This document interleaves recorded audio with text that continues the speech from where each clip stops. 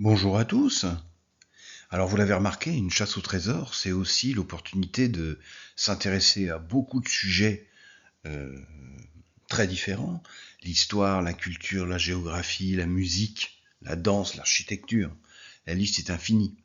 Et je voudrais aujourd'hui vous faire une vidéo, non pas pour vous donner un indice, mais pour vous expliquer comment un auteur de chasse au trésor utilise les neurosciences pour construire ces énigmes. Et si vous comprenez ce point-là, ça peut vous aider à solutionner des énigmes. Je vous explique tout ça. Alors d'abord, qu'est-ce que c'est que les neurosciences? Eh bien en fait, il s'agit de l'étude du cerveau. Donc c'est l'ensemble des travaux qui ont été faits pour comprendre comment fonctionne le cerveau, comment il réagit et à quoi il sert.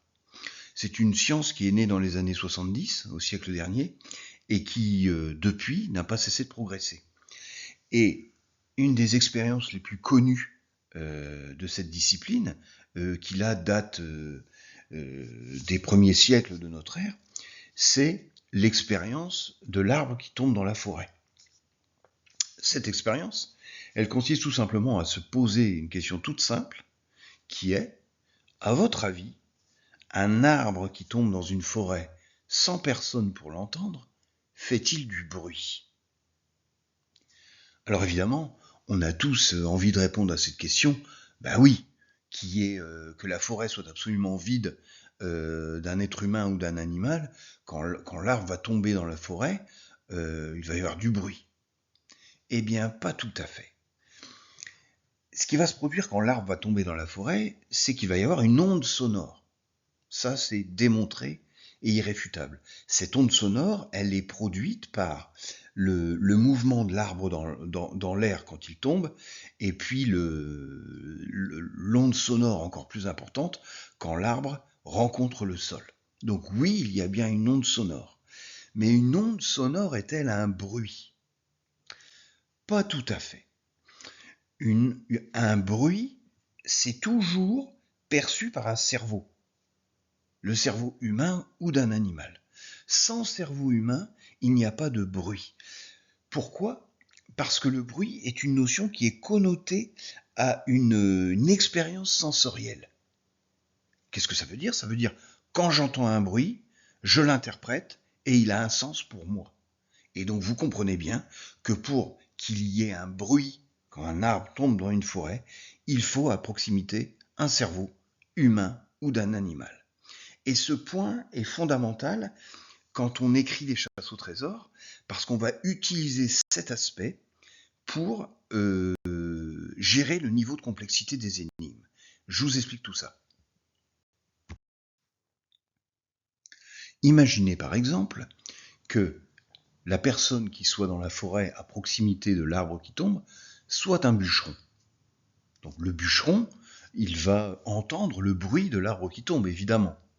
Mais la question qu'il faut se poser, c'est à quoi va-t-il associer ce bruit? À quoi le cerveau du bûcheron va-t-il associer le bruit de l'arbre qui tombe? Eh bien, il est possible que ce bûcheron associe le bruit d'un arbre qui tombe à du chiffre d'affaires, à des ventes, parce qu'il pourra aller couper l'arbre qui est tombé et vendre le bois. Si c'est un chanteur qui se promène dans la forêt au moment où l'arbre tombe, son cerveau, lui, tout au contraire, il pourra associer la chute de cet arbre, le bruit de la chute de cet arbre, à une inspiration pour écrire une chanson. Si c'est un boulanger, il pourra très bien associer ce bruit à une baguette de pain, parce que de loin, un arbre couché sur le sol et le bruit d'un arbre qui tombe pourra lui faire penser à la forme d'une baguette de pain. Si c'est un médecin qui entend le bruit de l'arbre qui tombe, ce bruit pourra lui faire penser à sa vocation, à soigner les autres, parce qu'il associera cette chute de l'arbre, ce bruit, à sa vocation, c'est-à-dire aider et soigner les autres. Si c'est un homme politique, on pourrait imaginer par exemple que cet homme politique, le bruit de l'arbre qui tombe, lui fasse évoquer le respect de l'environnement, etc., etc. Vous voyez que les possibilités d'interprétation du bruit de l'arbre qui tombe sont infinies. Vous commencez à voir où ça vous mène pour les énigmes de la chasse au trésor? Je vous explique tout ça. Imaginez par exemple que dans une énigme de chasse au trésor, je vous ai mis la photo de cet album de musique de Céline Dion, qui a été écrit par Jean-Jacques Goldman. Bon. Alors vous voyez ici que je vous mets une photo, et là je ne parle plus d'un bruit comme je l'ai fait auparavant avec un arbre qui tombe dans la forêt, mais là on n'est pas sur une perception auditive, on est sur une perception visuelle. Vos yeux voient la photo et l'information est transmise à votre cerveau. Eh bien, voici, je vous ai fait une liste comme ça en quelques secondes de toutes les perceptions possibles suite à la vue de cette photo de l'album de Céline Dion. Certains pourront y voir le noir parce que la photo de l'album est à dominante noire. D'autres pourront immédiatement associer le disque à Jean-Jacques Goldman. D'autres au JO de Paris parce qu'elle a chanté la célèbre chanson d'Edith Piaf pendant les JO. D'autres à Leonardo DiCaprio parce que c'est elle qui a chanté la bande-son du film Titanic. D'autres le noir et blanc. D'autres à Las Vegas.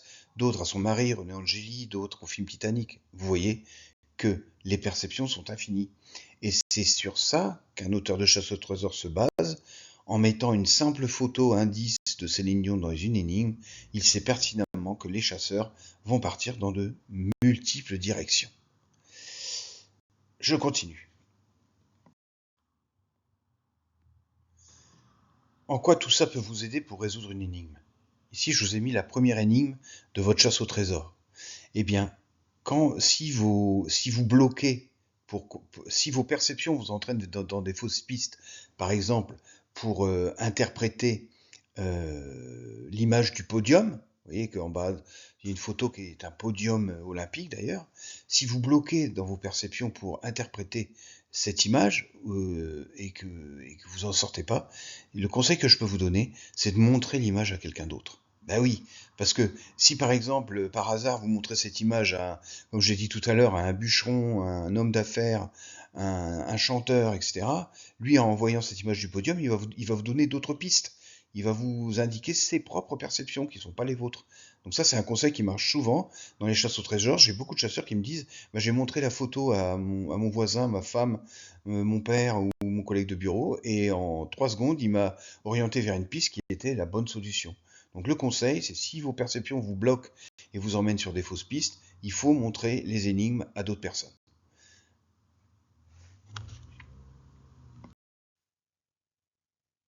Alors, ce thème des neurosciences et du lien avec les chasses au trésor, il est absolument passionnant. Et si ça vous intéresse, si vous voulez approfondir toutes ces notions, il y a 3 œuvres que vous pouvez lire. Le premier, c'est un livre qui est sorti il y a 10-15 ans, un livre grand public absolument remarquable, qui a été écrit par un médecin et une psychologue qui s'appelle Catherine Emley-Périssol. Et le titre du bouquin, c'est Comment apprivoiser son crocodile. Vous l'avez compris, le crocodile en question, c'est votre cerveau qui, comme un crocodile, parfois va analyser les choses de manière très binaire, bon, mauvais, bien, pas bien. Et parfois, c'est pas facile dans la vie de dialoguer avec ce crocodile, de le comprendre et de le décoder. Évidemment, vous voyez, j'utilise le mot décoder parce que si vous comprenez toutes ces notions, évidemment, pour décoder une énigme, ça va beaucoup vous aider. Ensuite, le père des neurosciences, c'est Henri Laborie, qui était un médecin, un chercheur et un neuroscientifique. Il a publié beaucoup de bouquins. Le plus célèbre, c'est celui qui s'appelle L'éloge de la fuite, dans lequel lui, il analyse les comportements qui sont liés au fonctionnement du cerveau et notamment les comportements de fuite, de lutte et de repli sur soi. C'est un livre qui est un peu plus scientifique, mais il est quand même très abordable et il est surtout passionnant. Enfin, si vous voulez regarder un film sur ce sujet, eh bien c'est le film d'Alain Resnais, qui date des années 80, avec Gérard Depardieu et d'autres acteurs très connus, qui s'appelle Mon oncle d'Amérique. C'est un film, un petit peu complexe, hein, bien sûr. C'est pas un polar, hein, mais c'est un film qui illustre en fait justement le fonctionnement du cerveau et justement comment un individu qui est confronté à ses perceptions, il interagit dans son environnement, comment il peut à la fois parfaitement s'y adapter et aussi certaines fois pas du tout réussir à s'adapter. Voilà, donc 3 bouquins exceptionnels. J'espère que cette vidéo vous aura aidé. Et puis, si vous avez des remarques, vous m'envoyez un petit mail. Et puis, je serai heureux de vous donner des explications complémentaires. Je vous souhaite une bonne réflexion, une bonne chasse et à très très bientôt.